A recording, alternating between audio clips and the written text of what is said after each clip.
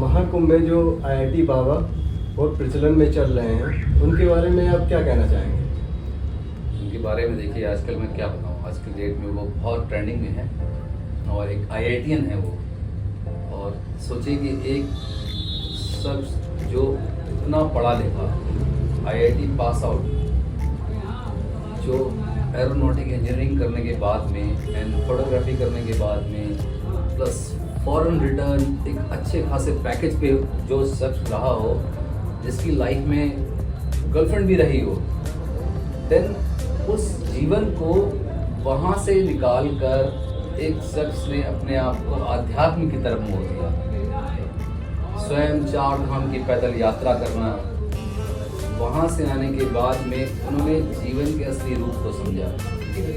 जो इंसान, आप समझ सकते हैं कि हमारे हिंदू समाज में क्या चलता है कि कोई अगर बाबा बन जाता है, एक पढ़ा लिखा लड़का, और ये माला और ये सब सिस्टम बना लेता, बाल बड़े कर लेता, हेयर बड़े कर लेता है ना, और नाखून वगैरह सब बड़े कर लिया, तो लोग उसको इस तरह से देखते हैं कि यार ये तो बस अपने आप को ना इस लाइफ से कट करने की वजह से ऐसा हुआ है। लेकिन सोचो कि उनके माइंड में क्या ब्रेन ट्रिगर्ड हुआ होगा, उन्होंने ऐसी कौन सी आध्यात्मिक डीप डाइव करी होगी जो उस जीवन से, एक भौतिक दुनिया से निकलकर एक आध्यात्मिक दुनिया की तरफ अपने आप को पूरी तरीके से मोड़ दिया, परिवार छोड़ दिया, सब कुछ छोड़ दिया। ये हम लोगों के लिए, एक आम आदमी और हम सब जो इस दुनिया में जी रहे हैं, भौतिक दुनिया में जो अपने परिवार में फंसे हुए हैं, इससे निकलकर वो इंसान कहाँ पहुँचा है। और इसी वजह से जब हम उन्हें कुंभ में सुनते हैं, आज की डेट में तमाम टीवी चैनल्स, तमाम यूट्यूबर्स उनके पास पहुंच रहे हैं और उनसे उनके विचार जानने की कोशिश कर रहे हैं कि वो क्या आज की डेट में महसूस करते हैं। और जैसा कि हमने सुना है उनको वीडियो के माध्यम से कि वो जो हैं वो इस वक्त किसी अलग ही जोन में है, महादेव से शायद उनकी कनेक्टिविटी, और हमें उनसे सीखना चाहिए। लेकिन जो हमारे स्टूडेंट्स हैं, आईआईटी लिए तरसते रहते हैं, उनका एडमिशन हुआ, उन्होंने जॉब की, उनको मतलब पैकेज बड़ा मिला, लेकिन उन्होंने फिर वापस आके फिर अध्यात्म चुन लिया। मेरे को लगता है, देखिए, हर इंसान का ना अपना एक ब्रेन ऑफ फ्रेम होता है, ब्रेन का एक सोचने का थॉट प्रोसेस होता है।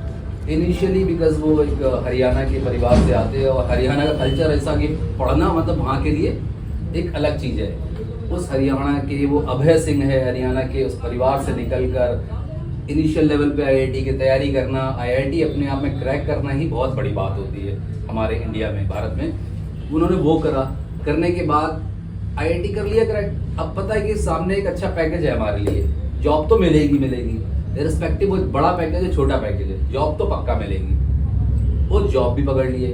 उसके बाद उन्होंने सोचा कि ये क्या है, ये फाइनल है नहीं। उसके बाद क्योंकि ब्रेन कुछ और चाहता था और क्योंकि आईआईटीएन थे तो जॉब करना के लिए निकल पड़े।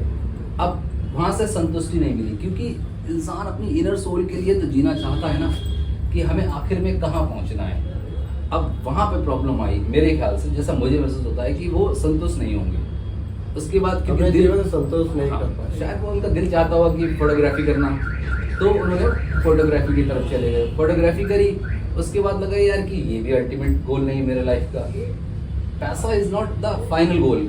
हर किसी को पैसा चाहिए, लेकिन पैसा ही सब कुछ नहीं होता है, क्योंकि जब आपके अंदर कुछ चल रहा हो, कुछ अलग चल रहा हो, तो पैसा वो कंप्लीट नहीं कर सकता संतुष्टि। फिर उसके बाद क्योंकि परिवार होता है, तो परिवार का एक प्रेशर होता है एक इंसान पे, जो आईआईटीएन है, तो भाई तुम ये क्या कर रहे हो, तुम जॉब क्यों नहीं कर रहे हो। तो परिवार, रिश्तेदार, तमाम लोग समाज में बोलना चालू कर देते हैं, लेकिन उन्होंने किसी की नहीं सुनी। वो शख्स कनाडा गए, कनाडा से वापस भी आ गए, इंडिया में रहे, फिर भ्रमण करा। आज की डेट में वो फाइनली, शायद लोग ये भी देखते हैं कि वो हंसते बहुत ज़्यादा हैं। हो सकता है कि शायद कोई डोप बर्गर लेते हों, मे भी प्रॉब्लम अगर लेते भी होंगे तो यार कहीं ना कहीं वो कनेक्शन है, वो जो कनेक्शन है जो महादेव से उनको कनेक्ट करके रखा हो, वो शून्य जो है ना, शून्य की व्याख्या को समझ पा रहे हैं। क्योंकि यार आईआईटीएन है, पढ़ा लिखा इंसान है, वो उस डीप डाइव कर चुका उस सिस्टम को, जो हम आम आदमी ना कनेक्ट नहीं कर पाएंगे। तो बहुत कुछ सीखने को हमसे। वैसे वो सर, आप संत उनको मानते हैं या रिसर्च कर रहे हैं, वो अलग अलग सारे संतों के साथ रहते हैं, अलग अलग संतों की बात करते हैं। जैसे प्रेमानंद जी के बारे में भी बोला उन्होंने, अघोरियों के बारे में भी बोला उन्होंने।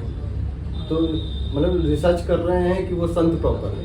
नहीं, संत तो मैं नहीं कहूँगा, अभी वो संत तो नहीं है, वो अभी उस आध्यात्मिक यात्रा पे है अभी। क्योंकि देखिए, सनातन बहुत ही डीप है, बहुत गहरा है। उसको समझने के लिए आपको उसमें घुसना पड़ेगा, उसमें डूबना पड़ेगा।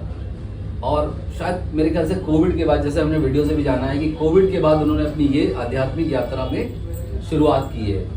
तो अभी वो संत नहीं, संत बनने की प्रक्रिया में है, शायद वो जानने की कोशिश में कि एक्चुअल में है क्या।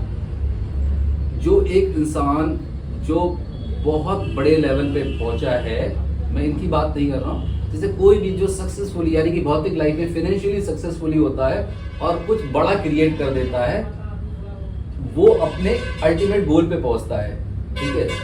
प्लस सिमिलरली हम आध्यात्म के थ्रू ही हम उसी माइंडसेट से उस गोल तक पहुंच सकते हैं। इन्होंने अपना रास्ता अलग चुना है, लोग अलग अलग रास्ते चुनते हैं। ये अपना अध्यात्म का जो है इनकी शुरुआत है, अभी ये बहुत भ्रमण करेंगे।